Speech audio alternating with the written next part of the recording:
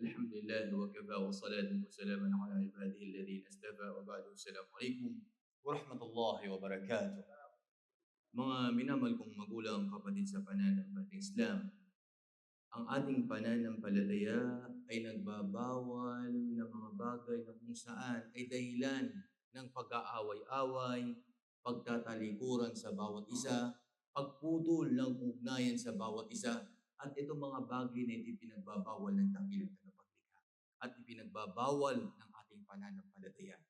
May isang napakagandang hadith ang mahal na Propeta Muhammad sallallahu alaihi wasallam sa mga tao na ito na kung saan ay hanggang ngayon may mga grudge pa sila, may mga ikangay puot galit sa puso yun sa kanilang mga kapatid. At hanggang ngayon ay hindi pa naayos. Pakinggan nyo isang hadith ng mahal na Sugo sallallahu alaihi wasallam na napakaganda bilang pagpapaalala sa ating lahat. Na kanyang sinabi, tuftahul jannah yawmul ithnin wa yawmul khamis. فيغفر الله لكل عبد لا يشرك به شيئا إلا رجلا كان بينه وبين أخيه شحناء فيقول أنظروا هذين حتى يصطلحا أنظروا هذين حتى يصطلحا. Isang hadith na ito na kung saan binanggit ng mahal na Sugo sallallahu alaihi wasallam, naka-open sabi niya ang paraiso sa araw ng Monday and Thursday at pinapatawad ni Allah ang kanyang mga alipin na hindi nagtatambal sa kanya.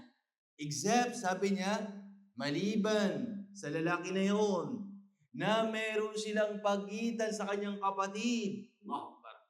Na kung saan sasabihin sa kanya, andiru hadain hatta yastaliha. Andiru, ibig sabihin, i-hold sa kanila. I-hold yung mga good deeds na mga ginawa nila, naka-hold. Subhanallah.